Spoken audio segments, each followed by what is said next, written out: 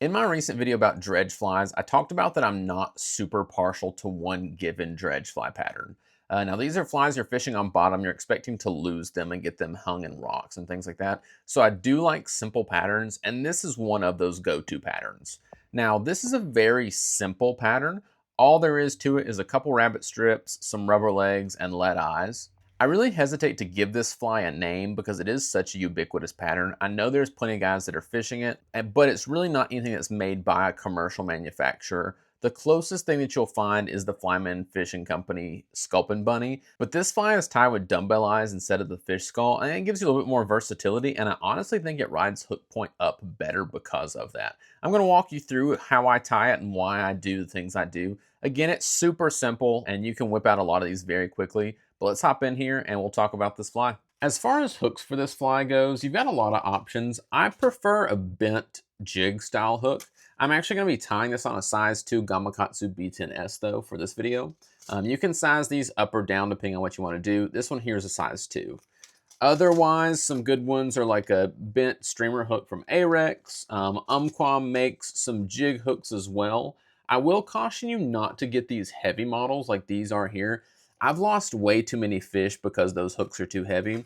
It's fine on a conventional bass rod, but with a fly rod, you really have a hard time getting those heavy wire jig hooks driven into a fish's mouth. Otherwise, these are some like bulk VMC hooks here too. These are no 2-aught. They're a little bit bigger than I would prefer. But you've got a lot of choices, and there's really no wrong option here, so long as you're not fishing with too heavy of a wire and you still have plenty of hook gap. Dumbbell eye-wise, this is a double pupil dumbbell eye from Hareline in a medium. Size-wise, you can go up or down depending on what you need. One thing though is you're gonna want to use a larger dumbbell eye for deeper water or faster moving water. You're also going to want to somewhat match that size of the dumbbell eye to your hook. If you're fishing with a bigger, heavier hook, you're going to need a bigger, heavier pair of dumbbell eyes to keep that fly riding hook point up. So starting off here, I'm just laying down a thread base all the way to the back. I'm just gonna wrap it back to the front. I'm not worrying too much about how this thing looks or that I get a good even coat because I'm expecting to lose this fly. The way I prefer to secure my dumbbell eyes is I lay a little bump of thread back here behind them, and then I'm gonna tighten my eye back against that bump. And you also don't need to leave much room for your eye of the hook in front of these dumbbell eyes either, because there's not going to be any material tied in front of these dumbbell eyes. These are going to be the frontmost part of your fly.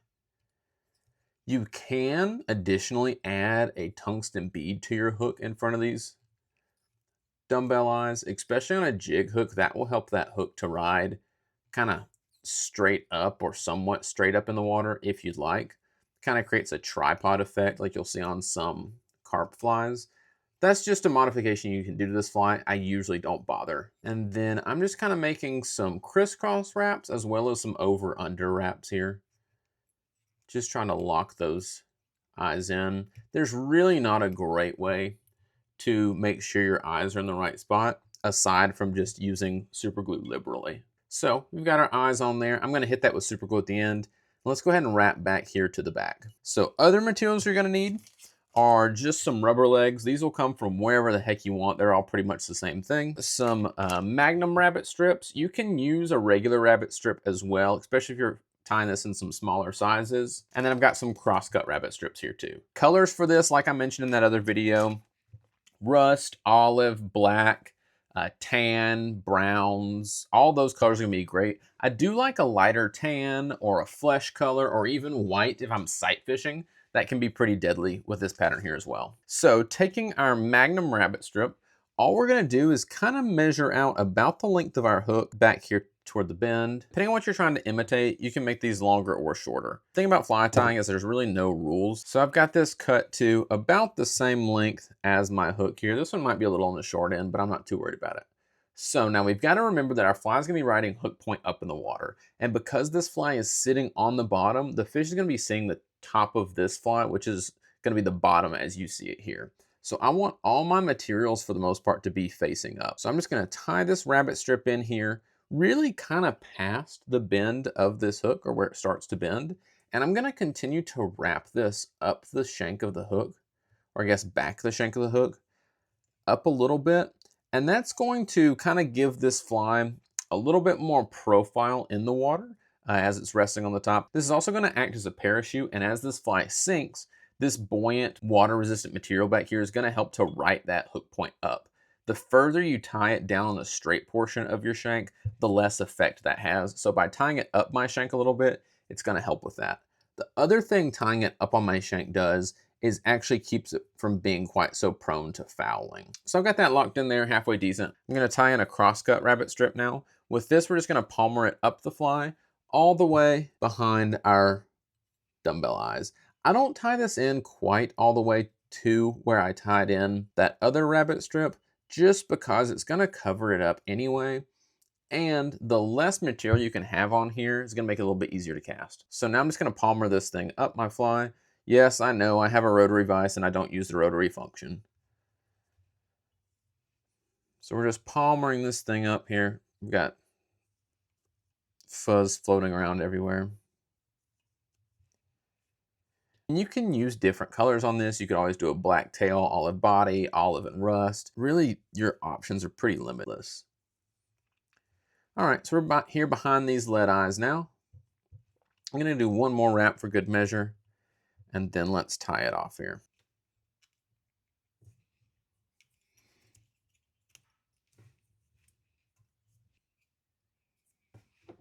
And then I'm just gonna cut it off here.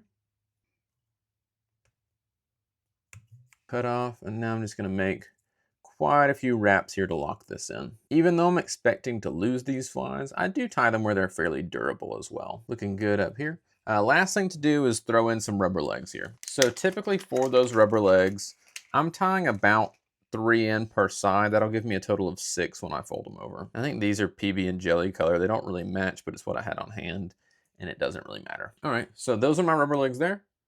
What I'm gonna do here is just fold these over my thread, and that'll let me kind of control them. And I'm gonna place them right on each side of the fly. So I'm gonna do one wrap, and then I'm gonna do another wrap over them. That's just gonna get them to face backwards. We're gonna do the same on the other side.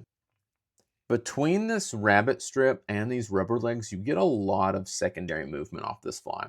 What I mean by secondary movement is you get a lot of movement and motion, even when this fly is not being actively fished. Appendages and fur moving in the current and things like that. That way you can just have that fly pause there on the bottom. You're just letting it sit, keeping your line tight, and that fly is gonna be fluttering on the bottom, really doing its job without you having to do anything. Especially for lethargic fish in the winter, or early spring and late fall, that can be really killer just to leave that fly kind of in their face. Last thing I'm gonna do here is whip finish. And then again, sometimes I'll whip finish in front of the eyes, sometimes I'll whip finish behind them. It doesn't really matter. And then last thing is to hit it with either some super glue, clear cure goo, UV resin of your choice.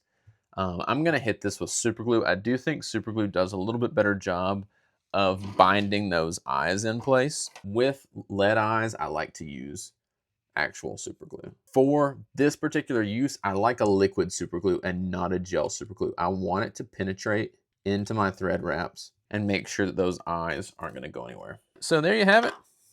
Last thing I'm gonna do is cut these legs. I'm gonna cut these legs toward the back of my actual rabbit strip. I can always trim these more if I want to down the road. And that's all there is to this fly. Very, very simple, very, very effective. A lot of ways you can fish it too. If you want to know more about how I fish this pattern or what I consider a dredge fly, I'll link that other video in the description below. As always, guys, if you've got any questions or anything like that, please let me know below, and thanks for watching.